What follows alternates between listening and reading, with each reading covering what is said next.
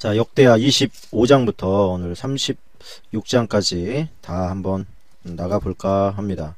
1장 2절이 빡습니다. 아마샤가 여호와께서 보시기에 정직하게 행하기는 하였으나 온전한 마음으로 행하지 아니하였더라. 이게 이제 양다리 걸친 신앙 행태거든요. 어떻게 하면 그 온전하게 하나님 한 분만 바라보면서 신실하게 살 수 있는가, 이것이 이제 우리에게 당한 가장 큰 문제인데, 믿기는 믿어요. 그런데 온전한 마음으로, 온 마음으로 하나님을 섬기는 모습이 없는 그런 행태들, 그것이 바로 하나님께서 좋아하지 않는 모습이라고 생각을 합니다. 이 아마샤가 이제 에돔과 전쟁이 벌어지게 되는데, 그러니까 하나님을 의지하면서, 이게 전쟁이라고 하는 것은 하나님을 잘 섬기는 사람에게는 항상 기회가 됐고, 하나님과 멀어진 사람에게는 재앙이 됐습니다. 요즘 우리에게 적용한다면 하나님을 제대로 섬기고 있는 상태에서 오는 환난은, 그것은 반드시 축복으로 바뀔 것이고, 하나님을 제대로 섬기지 않는 가운데서 만나는 환난은 철저하게 고통스럽게 회개를 하든지 아니면 심판으로 이어질 수 있는 아주 위태한 상황이라고 우리가 볼 수가 있겠습니다. 그걸 안다는 것 자체만 가지고도 대단히 훌륭하다고 생각합니다. 자, 6절에 가보면 은 100달란트로 이스라엘 나라에서 큰 용사 10만 명을 고용했습니다. 용병을 고용한 것이죠. 그러니까 에돔과의 전쟁이 벌어졌는데 북이스라엘에서 전쟁 비용을 대고 이제 군사를 데리고 온 거예요. 그 모습을 보고 어떤 하나님의 사람이, 7절에 보니까 어떤 하나님의 사람이 아마샤에게 나와서 이르되, 왕이여, 이스라엘 군대를 왕과 함께 가게 하지 마옵소서. 여호와께서는 이스라엘 곧 온 에브라임 자손과 함께하지 아니하시나니. 왜 그렇습니까? 북이스라엘은 지금 오염되었고 타락되었기 때문에 하나님께서 같이 하지 않습니다. 그러니 믿지 않는, 하나님을 떠난 사람들과 같이 하느니 차라리 힘이 부족해도 믿는 사람들 중심으로 해 나가십시오.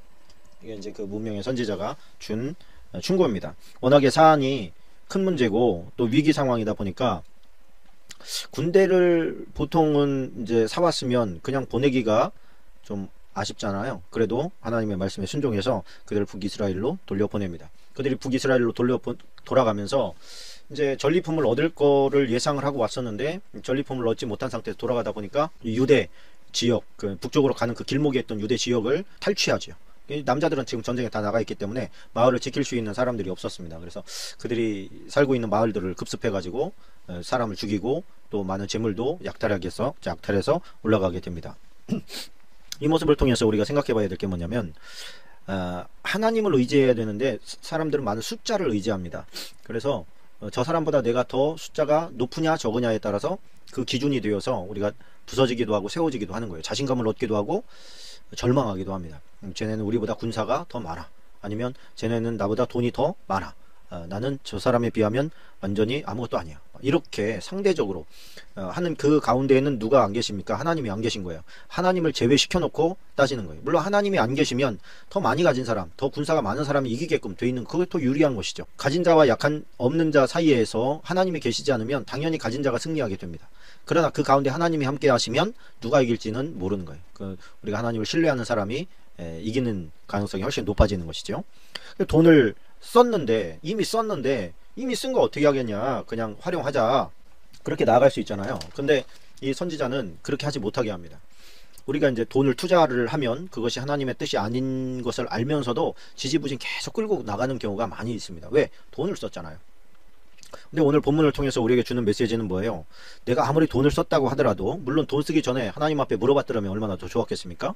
근데 하나님께 묻지 않고 그냥 먼저 그냥 돈을 써버렸단 말이에요.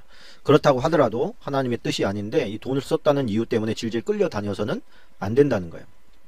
순종과 하나님에 대한 신뢰의 문제는 돈보다 훨씬 더 윗단계에 있는 것입니다. 그래서 절대로 돈을 썼다고 해서 돈 때문에 끌려다니지 않아야 된다. 아멘입니까? 아멘입니다. 그렇게 해서 이제 승리를 했습니다. 승리를 했는데 14절에 보니까 참 어리석은 짓을 하는 아마사를 보게 됩니다.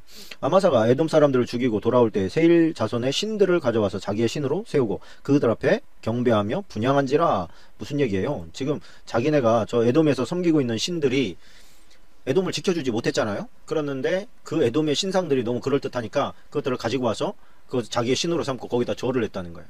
이런 무식한 사람이 어디 있습니까? 미련한 것이죠. 그래서 아까 나타났던 그 선지자가 다시 와서, 아니 전하, 이게 뭔 짓입니까? 저들을 지켜주지 않은 신을 왜 당신이 지금 섬기고 있는 겁니까? 말도 안 되지 않습니까? 왜 그러십니까? 이렇게 했더니 16절에 이렇게 말을 합니다. 우리가 너를 왕의 모사로 삼았느냐? 여기서 우리가라고 하는 거 보니까 그것을 신으로 섬겨도 된다라고 꼬드긴 사람이 있다는 것을 우리가 알게 됩니다. 왕의 모사로 삼았느냐? 그치라 어찌하여 맞으려 하느냐? 하니 선지자가 그치며 이르되 왕이 이 일을 행하고 나의 경고를 듣지 아니하시니 아니하니 하나님이 왕을 멸하기로 작정하신 줄 아노라 하였더라. 자, 이게 참 우리에게 주는 메시지가 의미가 참 깊습니다. 그러냐면 우리가 실수는 할 수 있어요. 누구나 잘못은 할 수 있습니다. 그때를 대비해서 우리에게 목회자가 있는 것이고 또 하나님의 말씀이 있는 것입니다.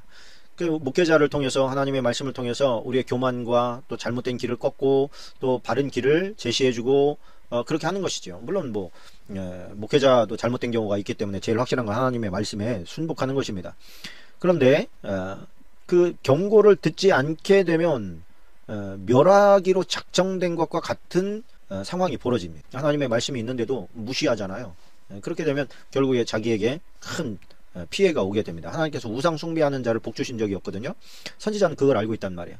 그러니까 우상 숭배하는 너가 나의 경고를 듣지 않으니 너는 하나님 앞에 심판을 받겠구나. 이거는 그냥 수학 공식인 거야. 우리가 생각할 때 내 마음속에 예를 들어서 교회 관계 가운데 누구랑 이제 어떤 갈등이 생겼어요. 갈등이 생겼는데 갈등이 생기고 나니까 교회 가기가 싫어요. 혹은 교회 가도 왠지 하나님의 말씀이 들어오지 않아요.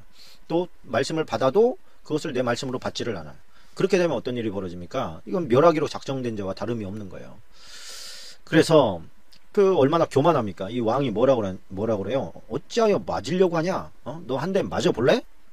히브리어 나카인데 맞다, 죽다 그런 뜻이에요. 너 한번 죽어볼래? 리빙 바이블을 보니까요. 닥쳐라! 널 죽여버리기 전에 이렇게 이제 번역을 했어요. 잘 번역을 했다고 생각을 합니다. 그러니까 이게 선지자가 왕에게 직언을 할 수 있는, 왕의 눈치를 보지 않고 생명을 내놓고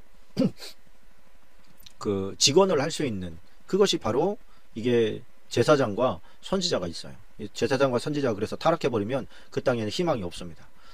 왕에게 직언을 할 수 있는 유일한 두 계층이 바로 선지자와 제사장입니다. 그래서 이제 그렇게 이제 승리를 거두고 아마사가 에돔 신에게 제사를 하고 선지자가 와서 경고했는데도 무시하고 오히려 선지자를 책망하면서 멸시하죠. 그렇게 할 때에 그렇게 하면서 상황이 이제 어떻게 됐냐면 에돔과 전쟁을 벌여보니까 에돔이 두려워서 북이스라엘에서 군대도 이제 용병을 샀던 건데 에돔을 자기 스스로가 이겼다고 생각을 한 거예요. 어라, 북이스라엘이 없어도 내 힘만 가지고도 저 에돔을 쳐버릴 정도 되면 저 북이스라엘을 내가 쳐도 까딱없겠다. 왜? 저 북이스라엘이 우리 민족의 사람들의 재물과 사람들을 해하고 올라갔으니까. 이거에 대해서 북이스라엘에게 이제 말을 한 거예요. 아니 당신의 군인들이 어찌하여서 국가를 어지럽게 하고 갑니까? 그래서야 어떻게 합니까? 그러고서 한번 좀 봅시다. 이렇게 한 거예요. 그랬더니 17절에 보니까 여기서 이제 14절로 16절까지 박습니다. 이스라엘 왕 요아스에게 사신을 보내어 이르되 오라 서로 대면하자. 이건 뭐냐면 서로 한번 붙어봅시다. 이런 뜻이에요.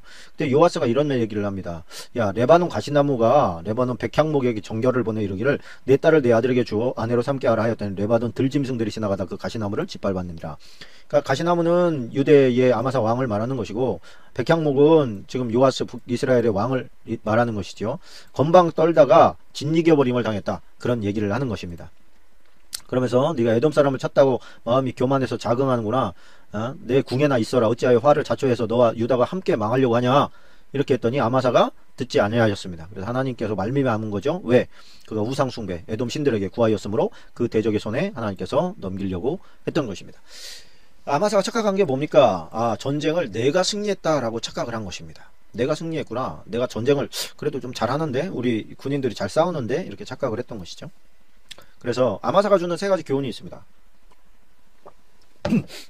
성경에다 적어 놓으세요. 첫 번째, 인간의 감정은 생각은 쉽게 변질된다는 거예요. 여기서 자유로울 사람은 아무도 없습니다.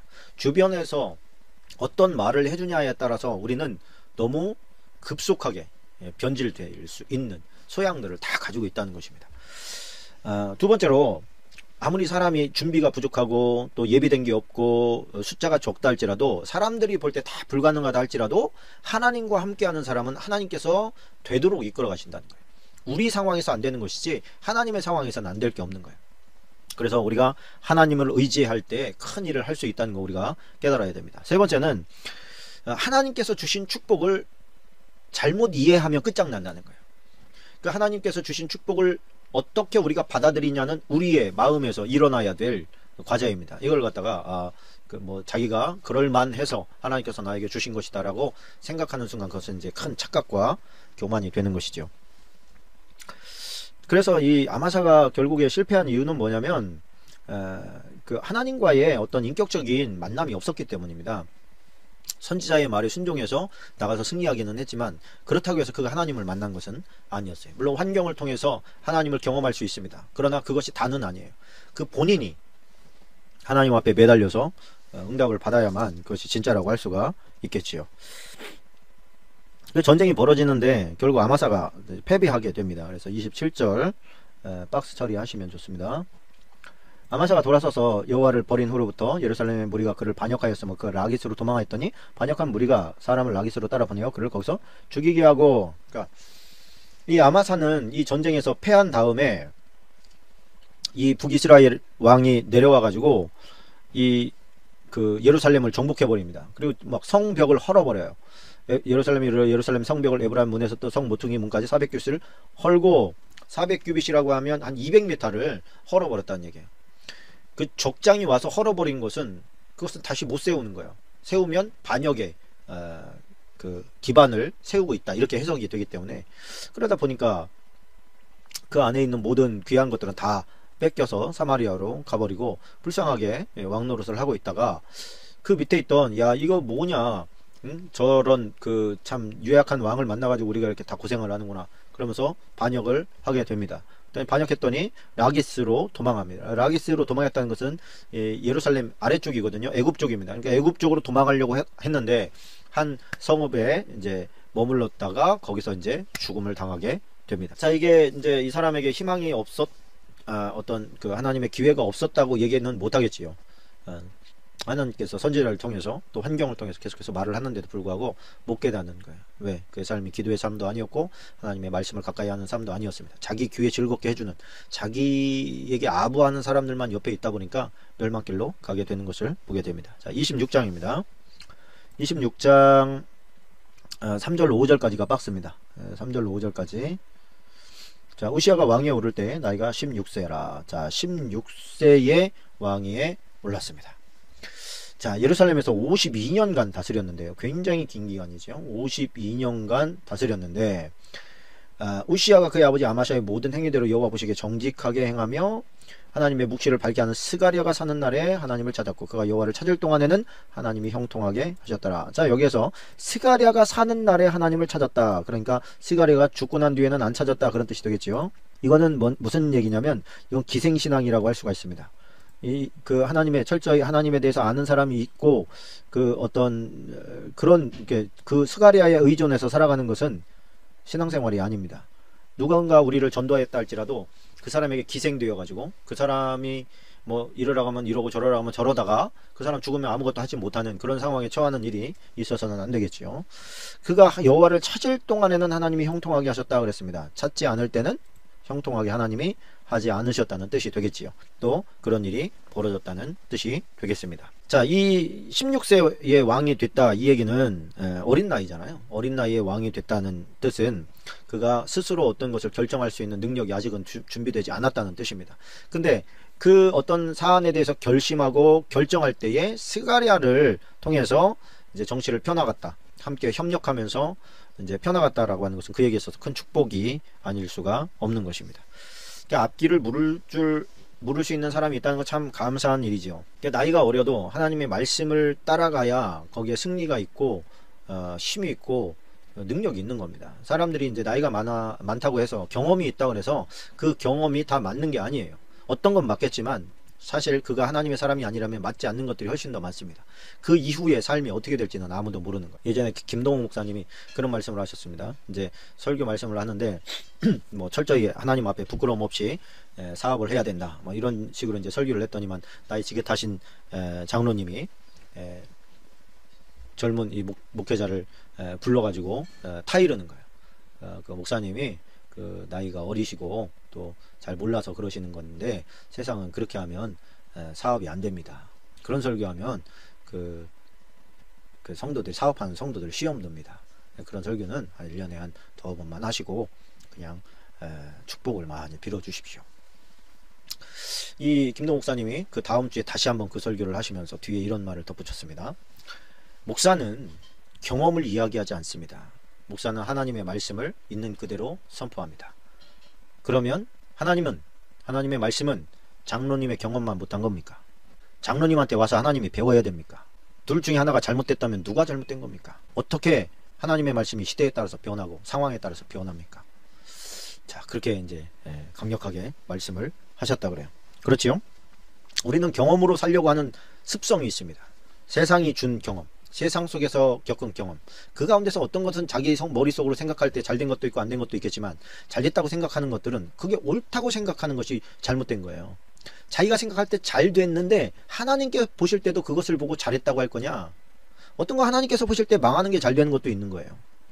하나님의 말씀대로 했다가 잘못되는 것, 한마디로 세상적으로 봤을 때 망하는 것은 복입니다. 자, 16절에 보니까 이런 말씀이 있습니다. 그가 강성하여짐에 그의 마음이 교만하여 악을 행하여 그의 하나님 여호와께 범죄하되 곧 여호와의 성전에 들어가서 향단에 분향하려 한지라. 자, 이게 이제 왜 어리석은 짓거리가 됐느냐? 이 향단에 그 분향하는 것은 누구만 할 수 있어요? 제사장만 할 수 있는 거예요. 제사장만 할 수 있는 것을 지금 왕이 뭐 하겠다고?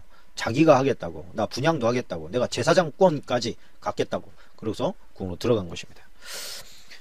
제가 이게 성경책 여백에다가 써놓은 거 보니까 이렇게 써놨어요. 약할 때의 겸손은 누구나 가능하다. 그러나 강할 때의 겸손은 쉽지가 않다. 그러니 건방 떨지 말고 유선태 목사야 늘 겸손해라. 이렇게 이제 제가 써놨네요.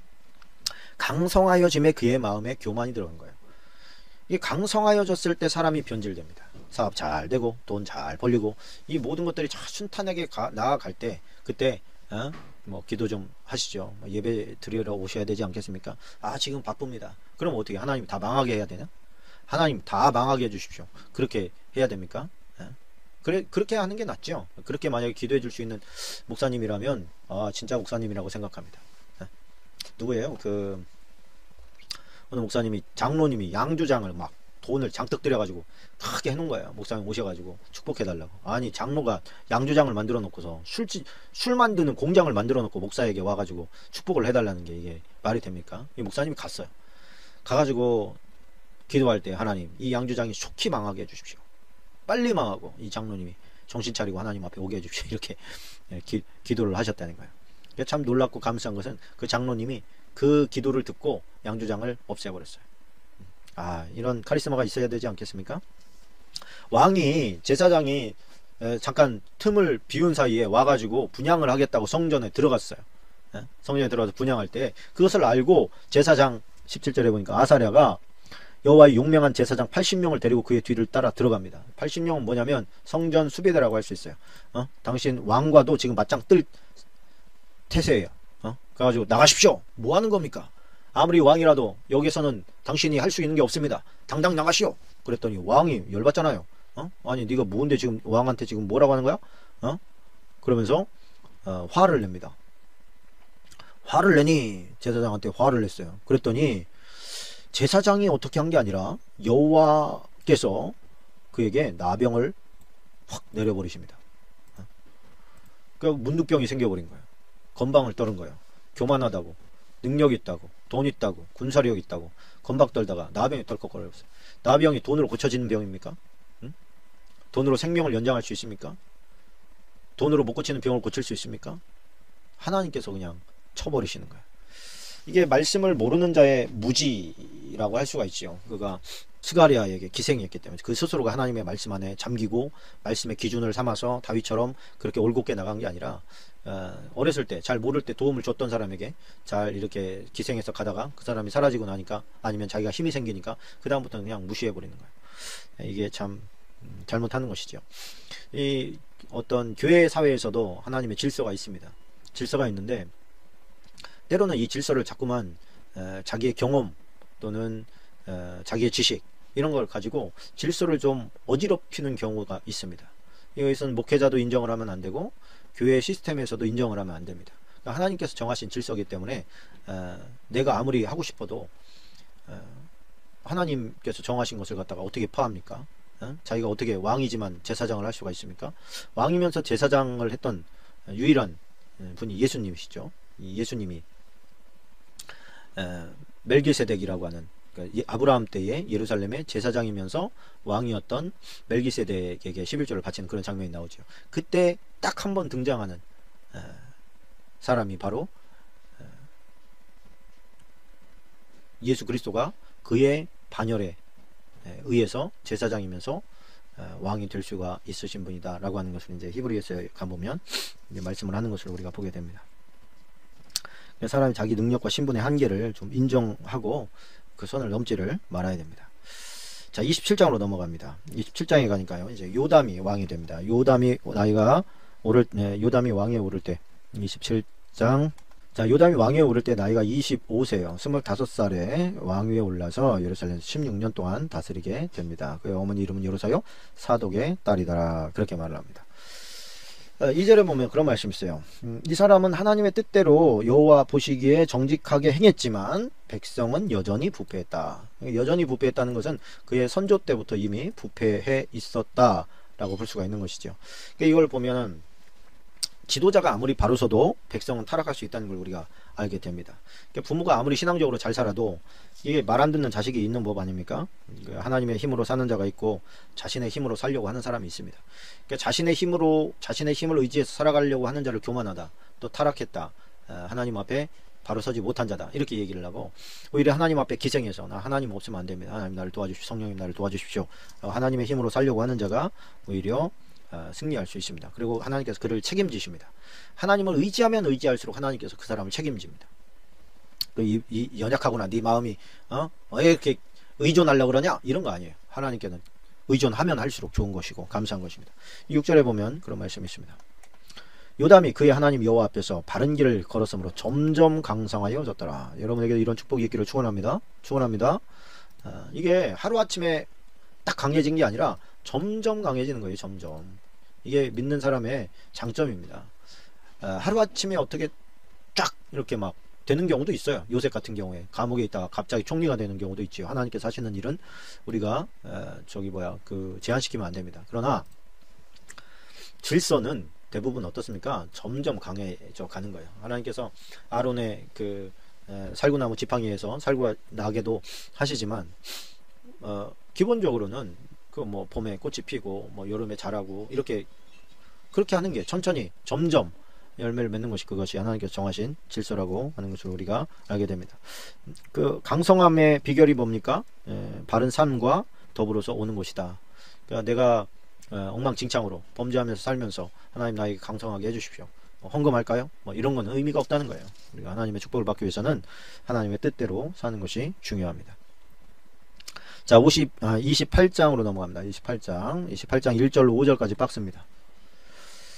자, 아하스가 나옵니다. 아하스, 그러면 참 이 사람 참 답답한 사람인데, 이 아하스 때에 나이가 20세예요. 20세는 참 건방진 나이입니다. 20세는 조심해야 될 나이이기도 하고,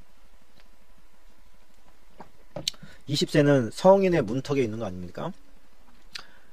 참 그때는 너무 미숙한 게 많은데 자기 스스로는 다 됐다고 생각하는 나이에요. 그게 요즘으로 치면 한 중학교 2학년 애들 있죠? 그 중2병 걸리는 애들.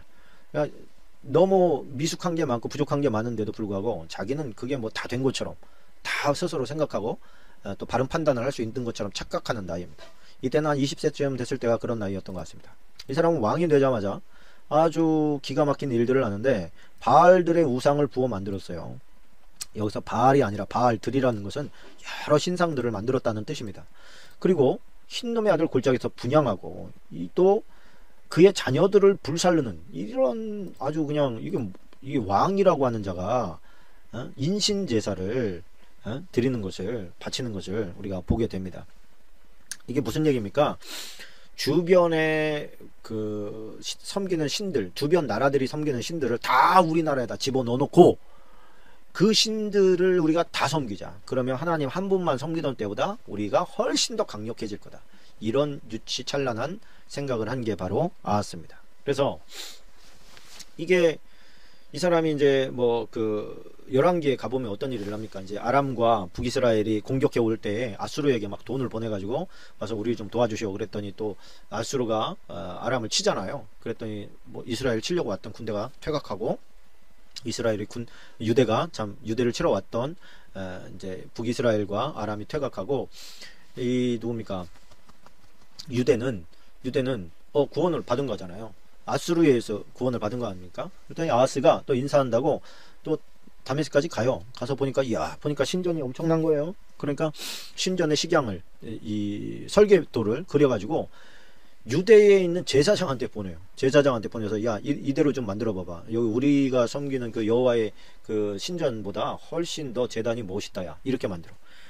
그러면 제사장이 아니 왕이요 지금 무슨 뭔 일을 하고 있는 겁니까? 지금 왜 있다고 이런 짓을 하고 있는 겁니까? 당신 이러면 안 됩니다. 이렇게 얘기를 해야 되는데 또 그걸 또 그대로 또 만들어요. 내가 가기 전까지 만들어라. 그랬더니 예. 그러고서 막 오기 전에 막 여호와의 전을 갖다가 전에 이제 단을 갖다가 이방 신전의 단처럼 그렇게 만들어 보는 것을 우리가 보게 되죠. 그리고 뭐 잘 될 수가 없지요.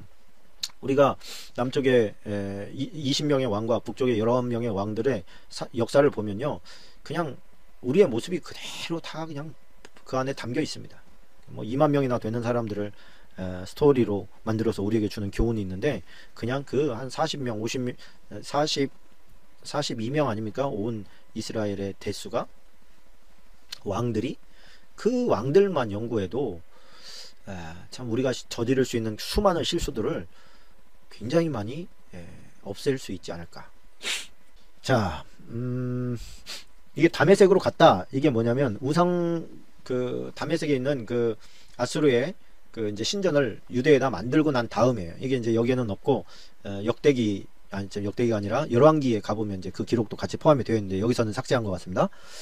다메섹으로 갔다 왔어요. 그 다음에 이스라엘 왕의 손에 하나님께서 넘기십니다. 그래서 그가 와가지고 엄청나게 사력을 합니다. 사력을 하고 그 당시에 북이스라엘의 왕이 베가예요.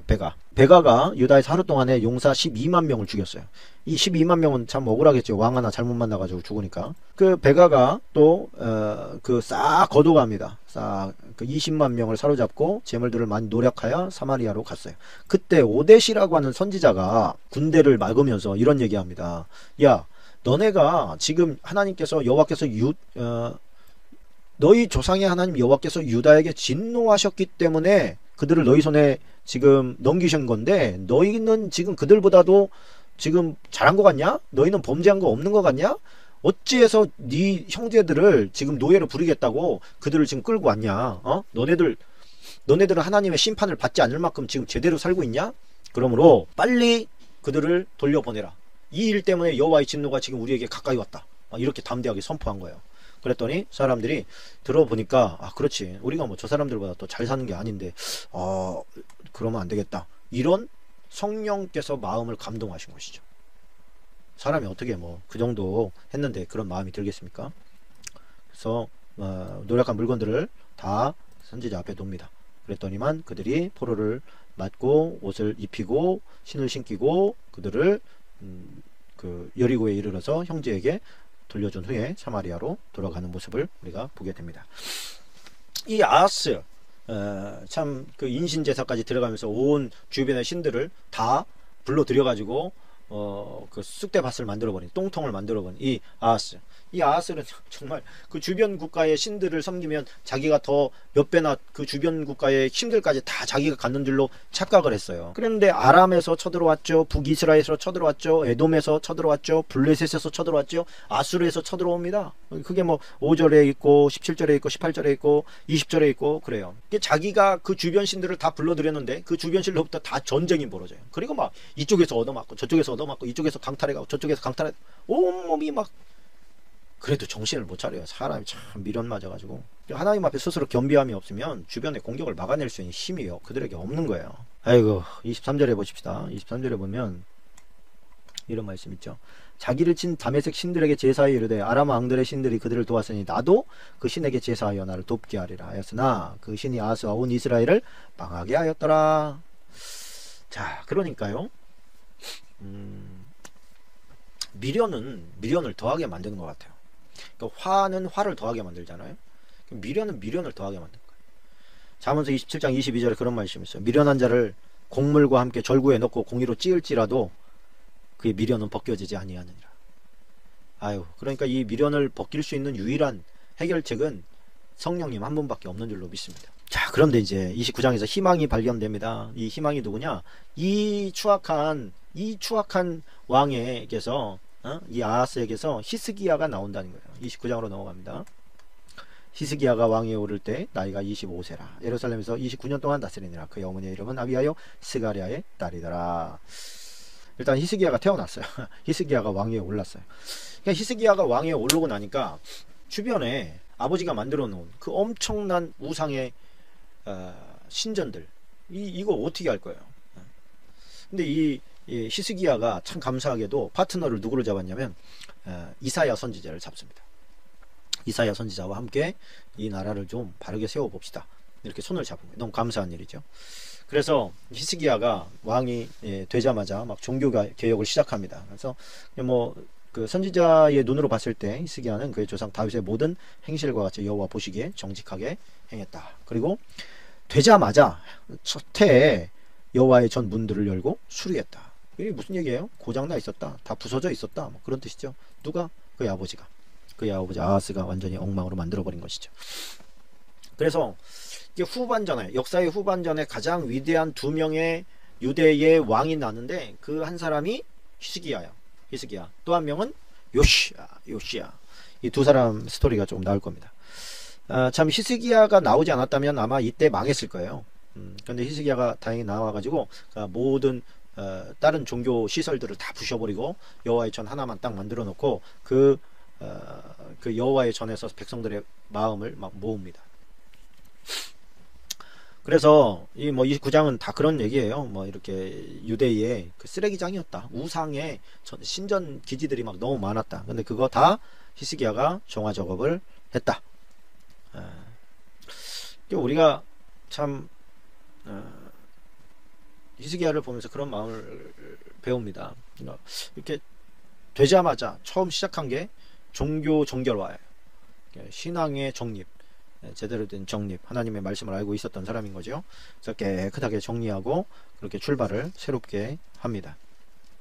성경에 보니까요, 17절에 보니까 16일 동안 성전을 청소했다고 돼 있어요. 16일 동안 막 다 달라붙어서 청소했는데도 16일이나 걸렸습니다. 얼마나 더러웠던지. 어쨌든 새로운 마음으로 하나님을 모시기 위해서 성전을 깨끗하게 한 것을 우리가 보게 됩니다.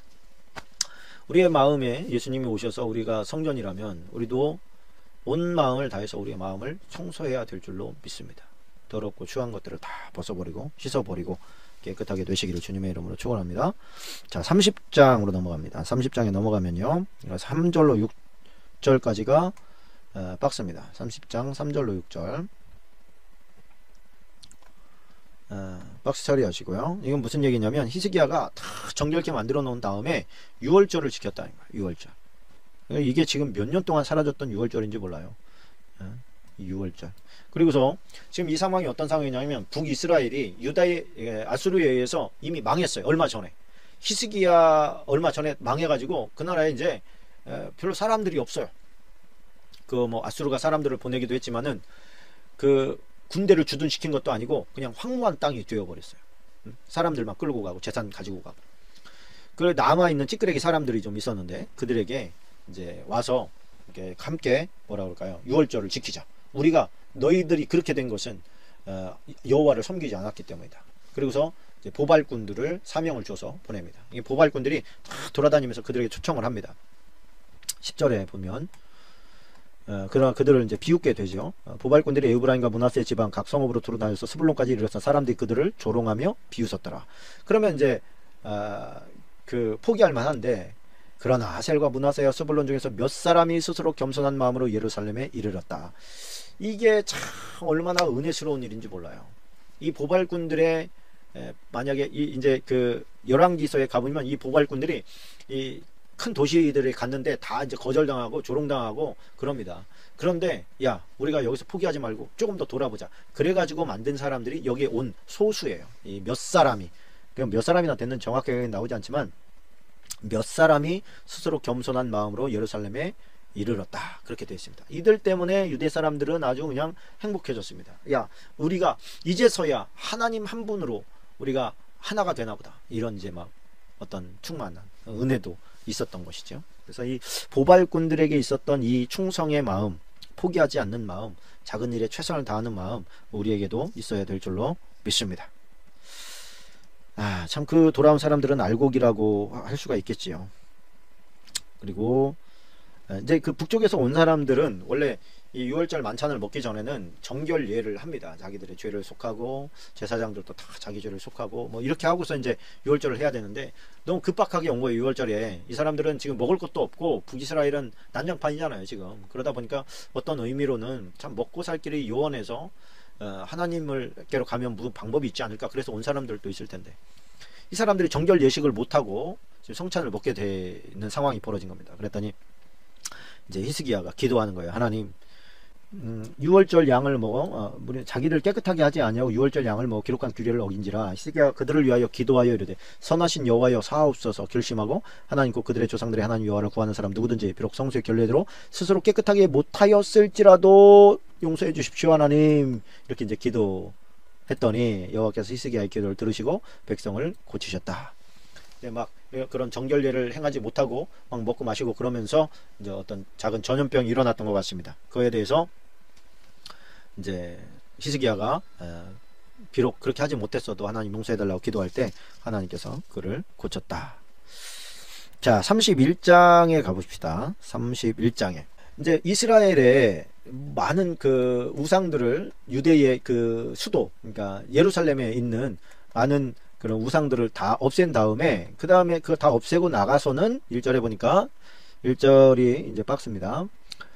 이스라엘 무리가 나가서 유다 여러 성읍에, 그러니까 수도를 깨끗하게 한 다음에는 이제 유다의 여러 성읍에 이르러서 주상들을 깨뜨리며 아사의 옥상들을 찍으며 유다 베냐민 에브라임과 므낫세 온 땅의 산당들과 제단들을 제거하여 없애고 이스라엘 모든 자손이 각각 자기들의 본성 기업으로 돌아갔더라. 자, 그러니까 유다뿐만이 아니라 북쪽에 있는 에브라임, 북쪽 지파, 그러니까 북이스라엘, 지금은 이제 나라가 없어져 버린 그 북쪽 이스라엘에 있는 남아있는 잔류하고 있는 그 우상의 제단들까지 다 쳐버렸다는 거예요. 다 없애버렸어요.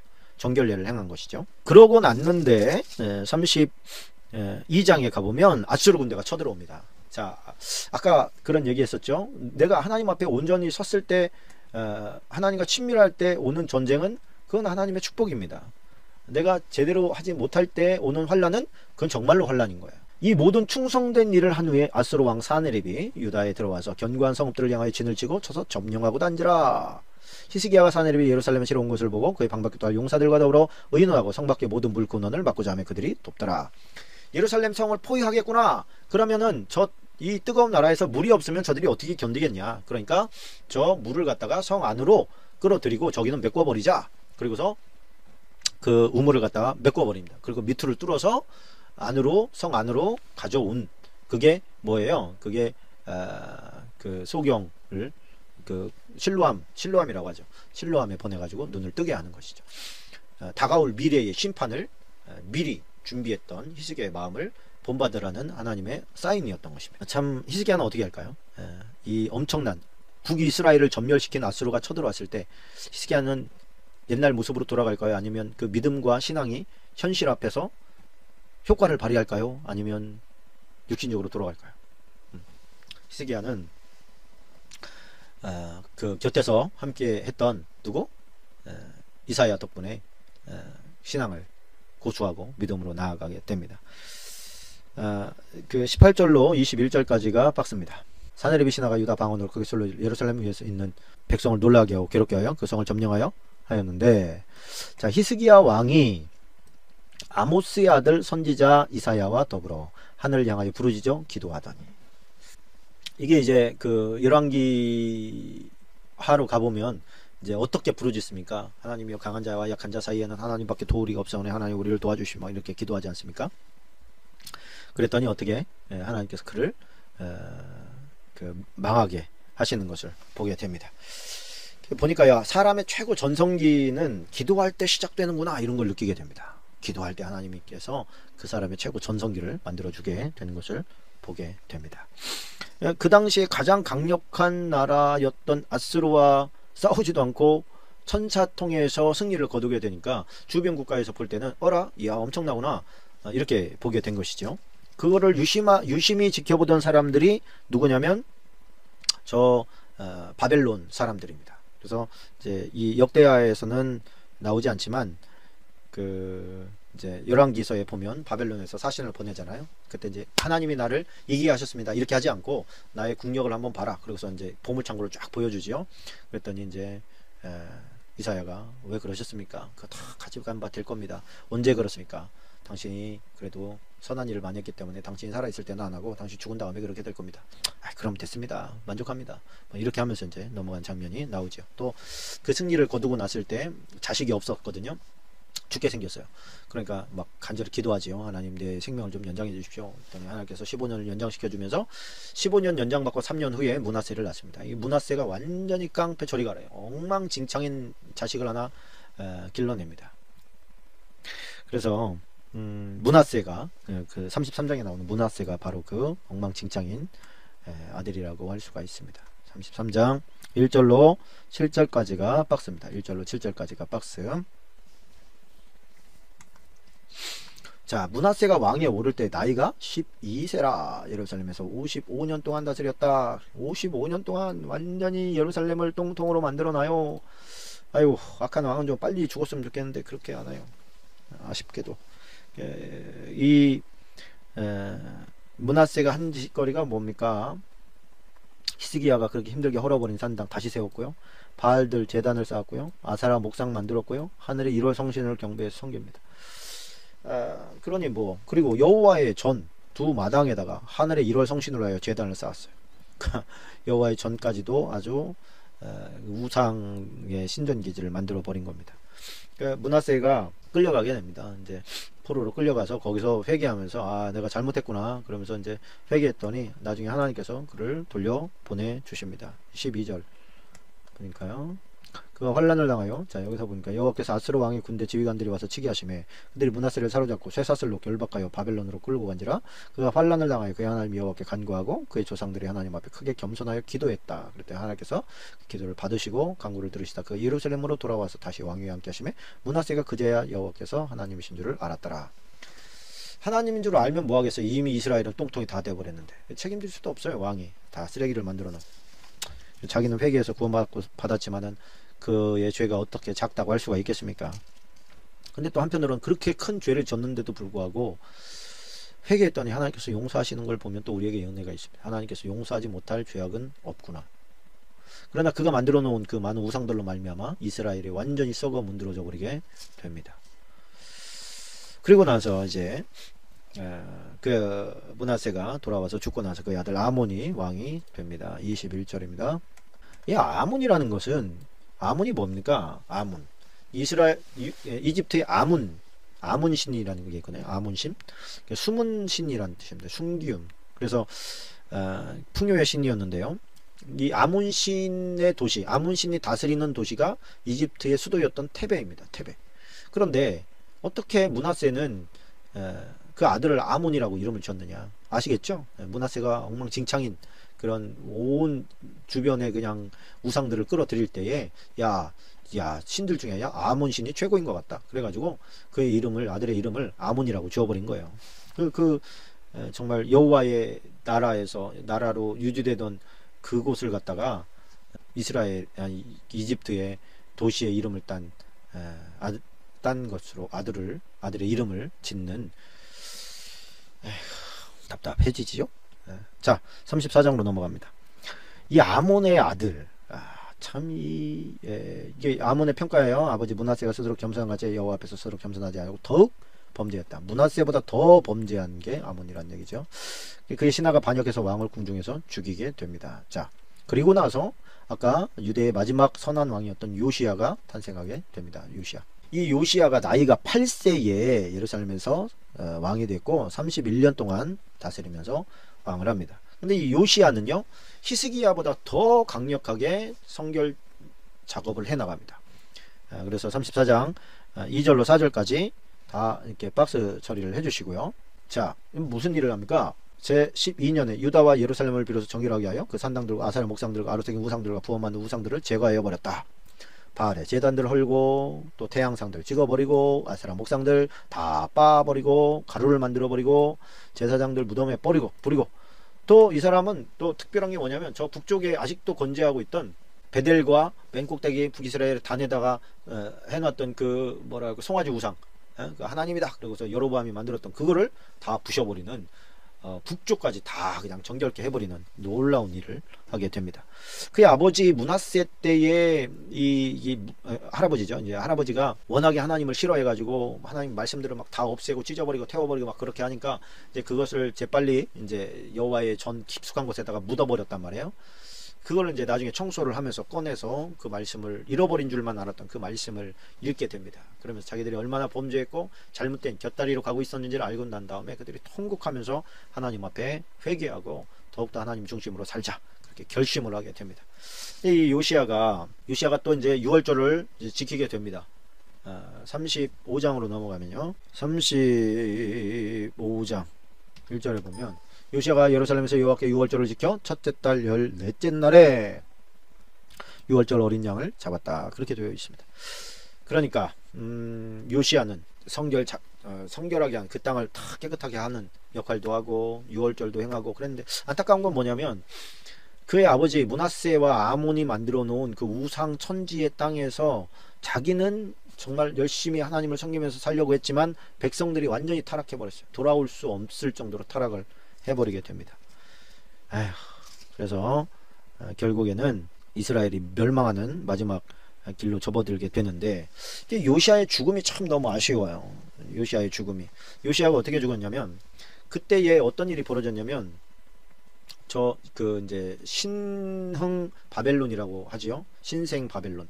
이게 바벨론이 히스기야 때에 엄청난 그 패배를 하잖아요. 하나님의 천사에 의해서 그 18만 5천 명의 병력이 다 죽어버리잖아요. 그리고 올라갔는데 그 다음부터 힘을 못 쓰는 거예요, 아수르가. 그러다 보니까 지금 막 뜨고 있었던 그 바벨론이 그 아수르의 수도가 뭐였죠? 아수르의 수도 니느웨를 먹어버립니다. 아수르의 수도 니느웨를 먹어버리니까 이제 스파이를 보내서 알고 이 상황을 딱 보고 있던 이집트의 파라오 느고가 어라, 저거 아수르가 지금 니느웨가 무너진 지 3년이 됐단 말이에요. 그런데 지금 바벨론이 더 커져가지고 아수르를 다 집어삼키려고 그래. 그러다 보니까 느고가, 그렇게 되면 저 위쪽 지역의 힘의 균형이 깨져버리는 거예요.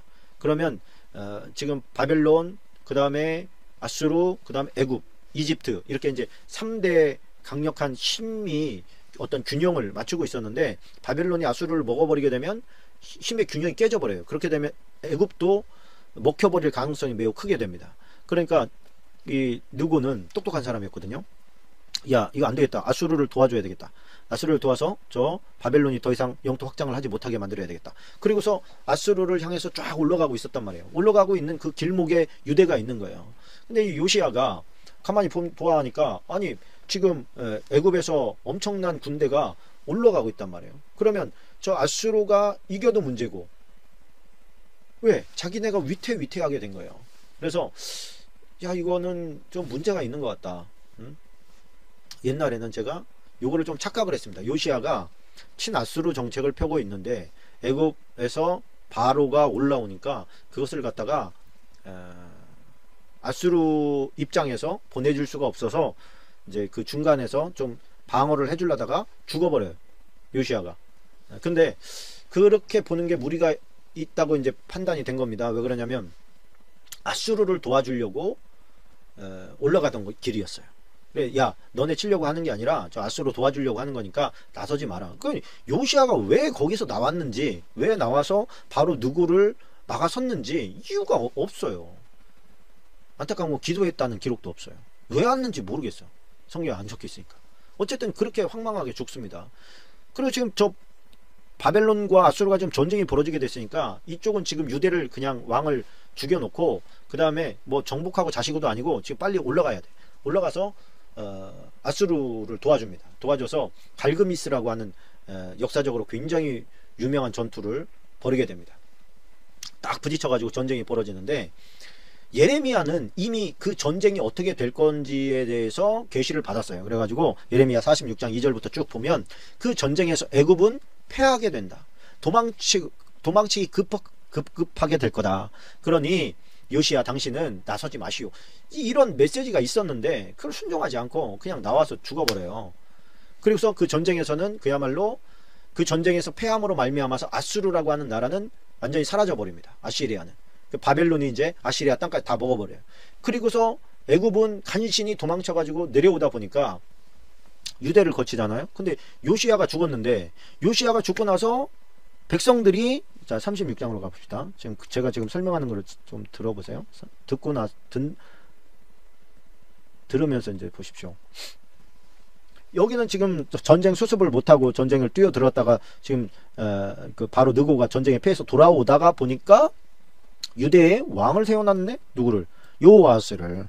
여호아스는 누구냐면 요시야가 4명의 아들이 있었습니다. 4명의 아들이 있었는데, 첫 번째는 요하난이라고 하는데 일찍 죽었어요. 두 번째는 여호야 김이라고 하는 아들이 있었고, 셋째는 마따니아, 시드기야가 있었어요. 마따니아라고 하는 이름을 가지고 시드기야라고 하는 별명을 가진 셋째가 있었고, 그 다음에 여호아하스라고 하는 넷째 아들이 있었단 말이에요. 근데 백성이 왜 그랬는지는 모르지만 여호아하스를 왕으로 세웁니다. 왕으로 세워놓고서 이제 왕이네 그러고 있으니까 누구가 오다가 보니까 어라? 누구들은 지금 전쟁에도 패한 주제에 누구 허락을 받고 너네는 지금 여호아하스를 왕으로 만들어놔? 이게 건방지네? 그러고서 여호아하스를 내려오는 길에 포로로 끌고 내려오면서 여호야김을 둘째를 갖다가 왕으로 세웁니다. 내가 너 왕으로 만들었으니까 내 말 잘 들어라. 그리고서 이제 여호야김을 갖다가 왕으로 만들어 놓고서 여호아스를 애굽으로 끌고 간 거예요. 그리고서 이제 여호야김이 통치를 하다가 그의 아들 여호야긴, 이름이 좀 헷갈리죠? 여호야긴이 이제 그 왕 노릇을 하게 됩니다. 이게 이제 19대 왕이에요. 이스라엘은 20대 왕까지 있었지 않습니까? 그래서 16대 요시야, 17대는 여호아하스, 18대는 여호야김, 19대는 여호야긴, 그 다음에 20대는 누구? 시드기야. 이렇게 되는 거예요. 그래서 요시야의 이제 3명의 아들과 여호야김의 아들, 이렇게 해가지고 총 4명이 마지막 왕을 하면서, 마지막 시드기야가 이제 그 예레미야 서에 보면 항복하십시오 하는데 끝까지 하여튼 버틴기다가 결국에는 바벨론의 포로로 끌려가게 되는 모습을 보게 됩니다. 아이고, 그래가지고 어쨌든 끝까지 왔네요. 근데 36장 이제 22절 23절을 보고 마무리하십시다. 자, 예레미야의 입으로 하신 말씀, 이게 참 중요한 거예요. 예레미야의 입으로 하신 말씀이 뭐냐면 70년 되면 포로로 끌려갔던, 바벨론의 포로로 끌려갔던 자들이 돌아오게 된다. 이게 예레미야의 예언이었어요. 예레미야서의 그 뒷부분의 그 핵심이 그겁니다. 그게 언제냐? 바사왕 고레스 원년. 그러니까 이 바사왕이라는 것은 뭐냐면 이제 그 끌고 갔던 바벨론도 망하게 된 거예요. 세상에 그 막강한 바벨론이 망하게 된 거예요. 누구에 의해서? 바사왕 고레스에 의해서. 이게 이제 이사야서의 기록으로 되어 있는 거죠. 바사왕 고레스에게 바벨론을 망한다. 이렇게 망하기 150년 전에 그렇게 예언으로 해놓은 겁니다. 그래서 바사왕 고레스의 마음을 감동시켜 주셔서 그가 온 나라에 공포하고 조서로 내려서 이렇게 말합니다. 바사왕 고레스가 이같이 말하노니 하늘의 신 여호와께서 세상 만국을 내게 주셨고 나에게 명령하여 유다 예루살렘의 성전을 건축하라 하셨나니 너희 중에 그의 백성된 자는 다 올라갈지어다. 너희 하나님 여호와께서 함께 하시기를 원하노라. 여러분, 이게 지금 정복한 지금 페르시아 왕이 유대인들에게 할 말입니까? 이게 기적의 말이라는 것을 아셔야 됩니다. 기적이 일어납니다. 왜? 하나님께서 역사하시니까. 자, 그렇게 해서 역대하까지 마치게 되었습니다. 숨가쁘게 달려왔네요. 수고하셨고요. 목요일날 에스라로 찾아뵙도록 하겠습니다. 감사합니다. 오늘 수고하셨습니다.